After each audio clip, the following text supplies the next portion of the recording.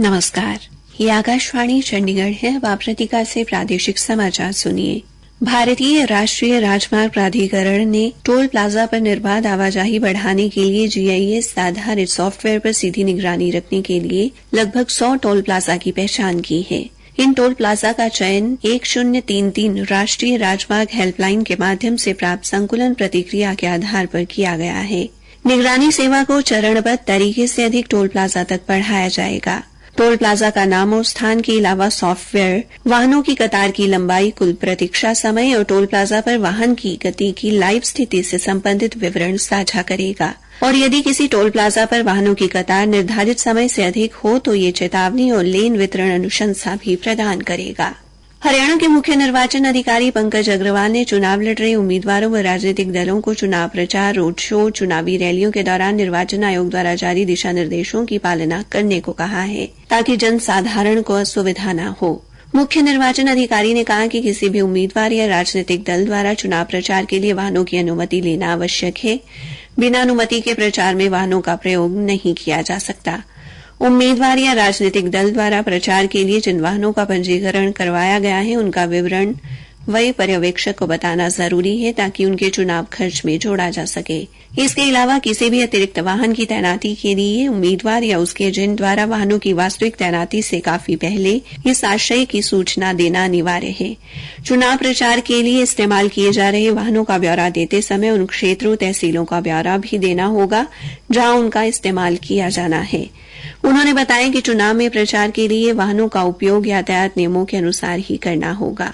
श्री अग्रवाल ने कहा कि सुरक्षा वाहन को छोड़कर 10 से ज्यादा वाहनों के काफिलों को चलने की अनुमति नहीं होगी।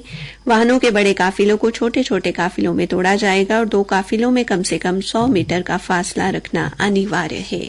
जींद के नरवाना में बिरधाना गांव के नजदीक देर रात एक ट्रक ने श्रद्धालुओं से भरे टेम्पो को टक्कर मार दी। इस टक्कर में 3 महिलाओं समेत 8 श्रद्धालुओं की मौत हो गई, जबकि 8 लोग घायल हो गए। हमारे संवाददाता ने बताया है कि टेम्पो में सवार 16 लोग कुरुक्षेत्र के मुरछेदी गांव के रहने वाले थे और राजस्थान के गोगामेड़ी धाम पर पूजा अर्चना करने जा रहे थे। हादसा देर रात करीब 1 बजे हुआ। टक्कर लगने के बाद टेम्पो पलट गया। हादसे के बाद सड़क पर जा रहे वाहनों में सवार लोगों ने श्रद्धालुओं को टेम्पो से निकालने की कोशिश की, लेकिन अंधेरा होने की वजह से उन्हें सफलता हाथ नहीं लगी। इसके बाद नरवाना थाना सदर पुलिस को घटना की जानकारी दी गई। पुलिस बल ने मौके पर पहुंचकर स्थानीय लोगों की सहायता से घायलों को बाहर निकाला। आनन फानन में सभी श्रद्धालुओं को नरवाना के सिविल अस्पताल में ले जाया गया, जहां चिकित्सकों ने 8 लोगों को मृत घोषित कर दिया, जबकि बाकी घायलों को प्राथमिक उपचार के बाद अग्रोहा मेडिकल कॉलेज के लिए रेफर कर दिया गया।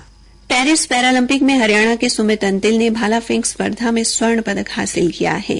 अंतिल ने अपने दूसरे प्रयास में 70.59 मीटर भाला फेंक कर नया रिकॉर्ड भी बनाया। इससे पहले बैडमिंटन में नीतीश कुमार ने पुरुषों की एकल SL 3 श्रेणी में ब्रिटेन के डैनियल पेटेल को हराकर बैडमिंटन में स्वर्ण पदक जीता। सुहास यतिराज ने पुरुषों की SL 4 श्रेणी में रजत पदक हासिल किया। वहीं महिलाओं की एकल SU5 श्रेणी में तुलसीमथी मुरुगेसन ने भी फाइनल में चीन के अपने प्रतिद्वंदी के साथ मुकाबले में रजत पदक जीता।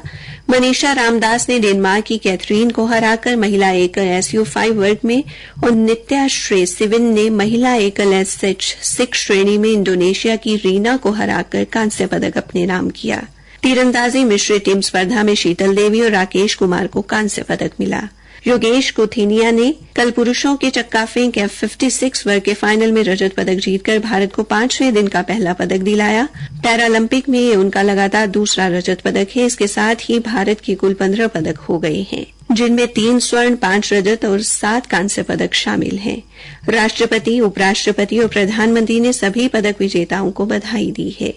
इसी के साथ ये समाचार बुलेटिन समाप्त हुआ।